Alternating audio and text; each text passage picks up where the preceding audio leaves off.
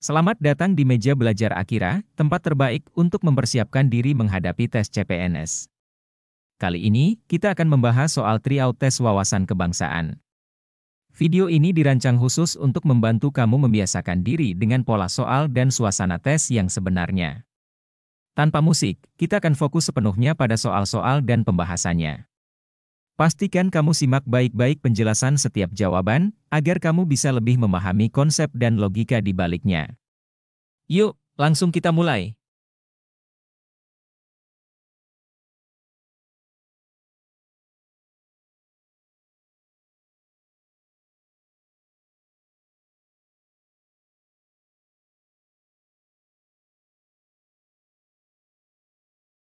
Ombudsman merupakan lembaga negara yang bersifat mandiri dan tidak memiliki hubungan organik dengan lembaga negara dan instansi pemerintahan lainnya, serta dalam menjalankan tugas dan wewenangnya, bebas dari campur tangan kekuasaan lainnya.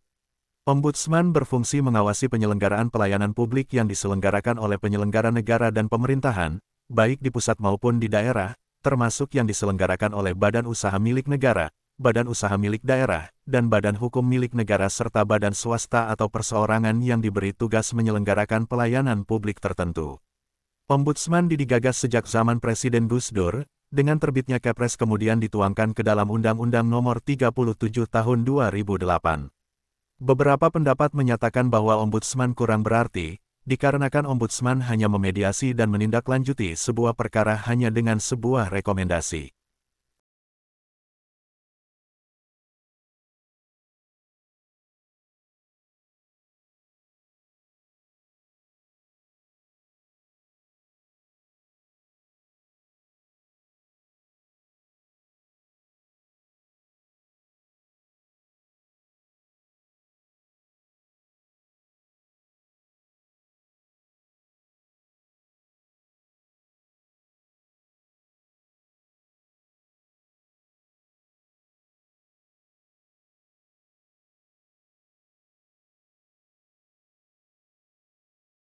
Tragedi bermula pada tahun 1944, di mana sekitar 900 Romusha yaitu pekerja paksa zaman Jepang, ditembak mati setelah menunjukkan gejala tetanus.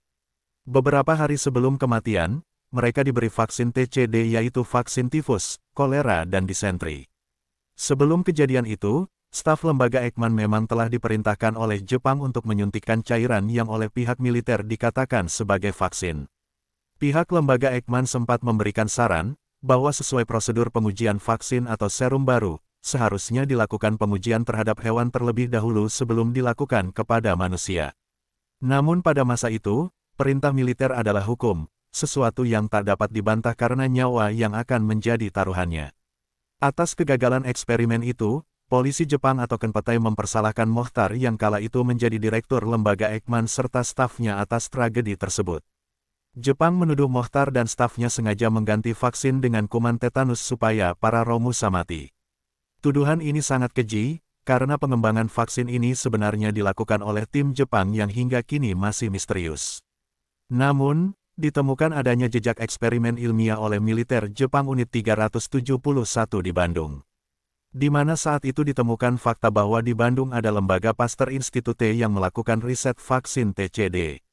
Namun karena tidak ingin menanggung malu, pihak Jepang kemudian menjadikan lembaga Ekman yang diperintahkannya untuk menyuntikkan dan secara kebetulan lembaga ini dipimpin oleh pribumi, tentu akan mudah dijadikan sebagai kambing hitam, yang akan dituduh bertanggung jawab atas terjadinya tragedi tewasnya 900 orang Romusha dalam eksperimen yang gagal itu.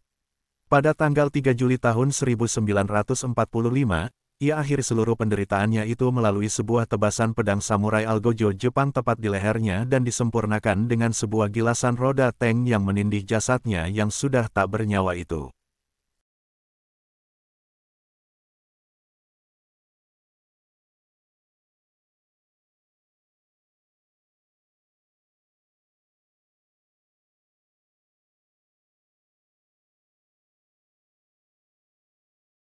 Piagam Jakarta atau dikenal dengan Jakarta Charter, ditandatangani sekaligus disahkan oleh Panitia 9 pada tanggal 22 Juni tahun 1945. Piagam Jakarta ini awalnya akan dijadikan teks kemerdekaan, tetapi kemudian dijadikan sebagai pembukaan Undang-Undang Dasar 1945.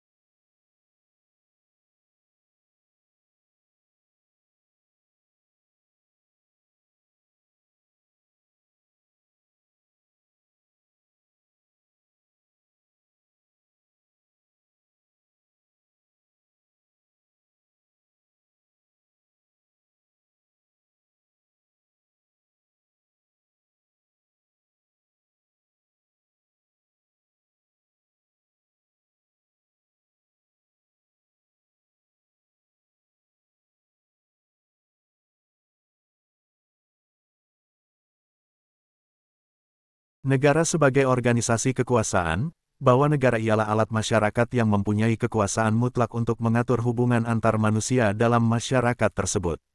Pada hakikatnya, merupakan suatu organisasi kekuasaan yang menyatukan kelompok manusia yang kemudian disebut bangsa. Unsur terpenting atau primer dari negara adalah organisasi kekuasaan sedangkan bangsa merupakan unsur sekunder. Negara adalah suatu organisasi yang di dalamnya terdapat rakyat, wilayah yang permanen dan pemerintahan yang sah. Dalam arti luas, negara merupakan sosial masyarakat yang diatur secara konstitusional yang berdasarkan undang-undang, sedangkan negara sebagai organisasi politik, bahwa negara merupakan integrasi kekuasaan politik. Negara berfungsi sebagai alat yang mengatur hubungan-hubungan manusia dan menertibkan gejala-gejala dalam masyarakat untuk mencapai tujuan masyarakat tersebut. Pengertian negara sebagai organisasi kesusilaan, bahwa individu memiliki kemerdekaan dalam kehidupan bermasyarakat. Negara sebagai organisasi kesusilaan yang timbul karena terjadinya perpaduan individual. Negara merupakan penjelmaan dari keseluruhan individu.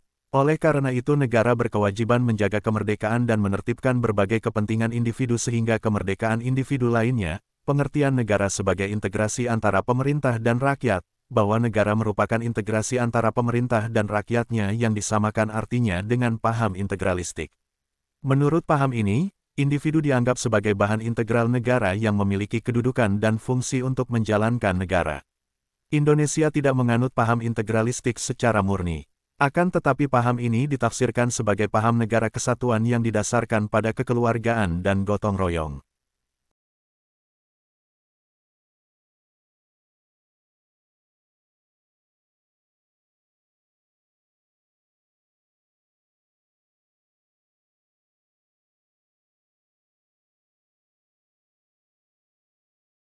Penyimpangan dalam praktik ketatanegaraan pada masa demokrasi terpimpin adalah sebagai berikut. 1. Penetapan pidato Presiden sebagai GBHN.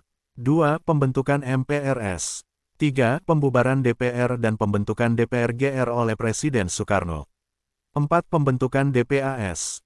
5. Pembentukan Front Nasional. 6. Keterlibatan PKI dalam Nasakom. 7. Pembentukan Kabinet Kerja. 8. Adanya ajaran Resopim. 9. Peran ABRI yang seharusnya menjaga keamanan dan pertahanan negara menjadi kekuatan politik yang kuat. Dan 10. Pembubaran parpol yang tidak sesuai dengan Perpres Nomor 7 Tahun 1959.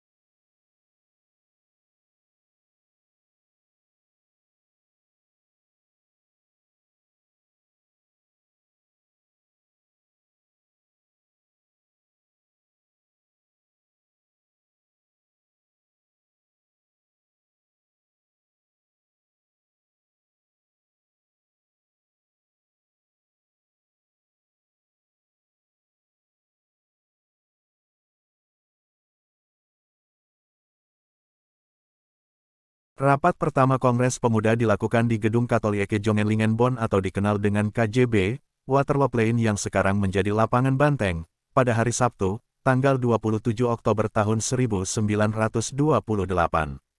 Pada sambutan-sambutan Ketua PPPI yang bernama Sugondo Jojo Puspito mengharapkan Kongres tersebut bisa memperkuat semangat para pemuda untuk menjunjung persatuan.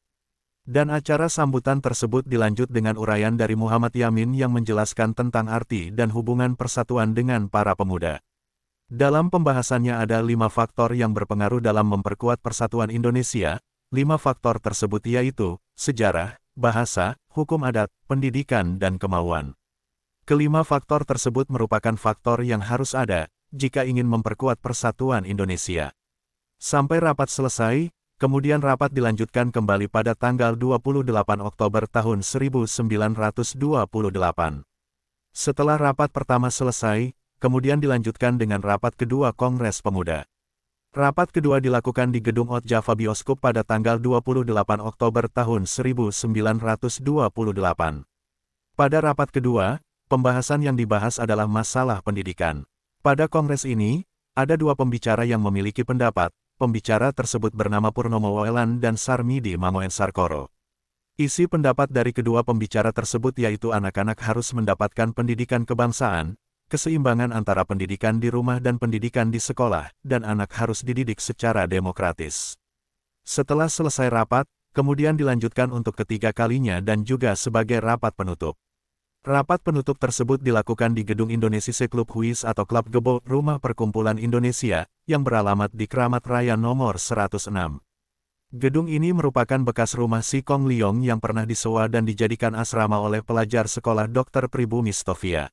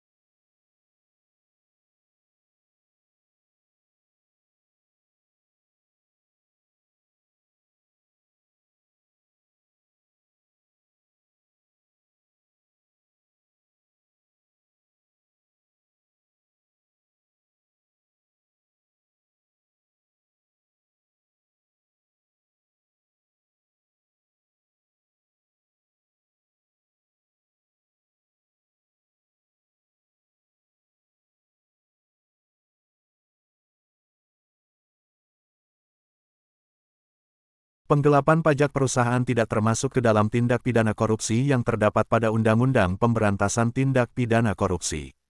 Yang termasuk kelompok tindak pidana korupsi yang terdapat pada Undang-Undang Pemberantasan Tindak Pidana Korupsi, antara lain pemerasan, perbuatan curang dan merugikan keuangan negara.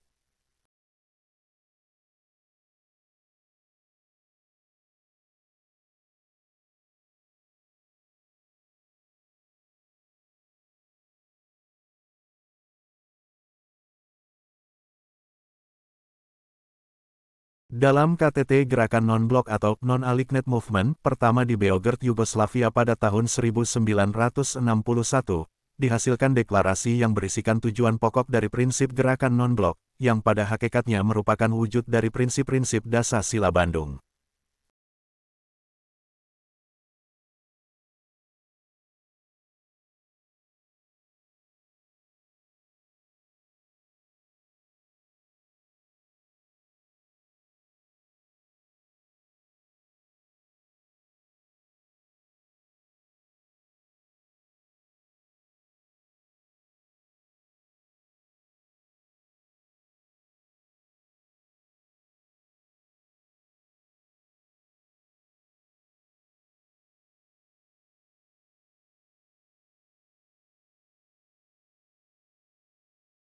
Istilah Nevo dan Oldevo muncul pada saat Indonesia masih dipimpin oleh Presiden Soekarno. Waktu itu muncul wacana terbentuknya Federasi Malaysia yang beranggotakan semua bekas jajahan Inggris di wilayah Asia Tenggara. Pembentukan federasi ini ditolak oleh Presiden Soekarno karena dianggap sebagai bentuk kolonialisme baru.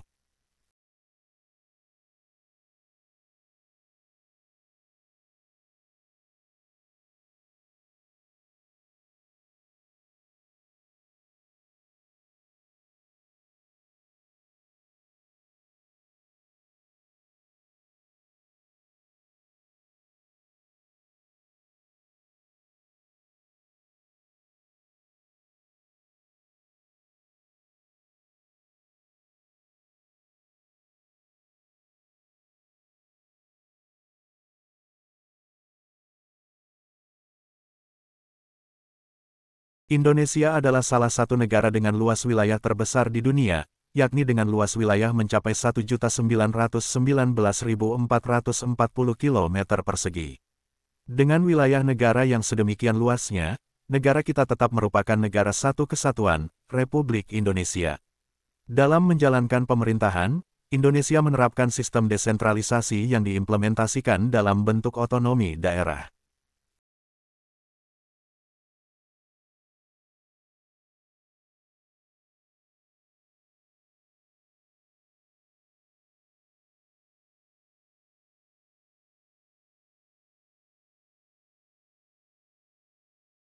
Menurut Undang-Undang Nomor 13, tenaga kerja adalah penduduk yang telah berusia 18 tahun atau lebih dan tidak menganut batas umur maksimal.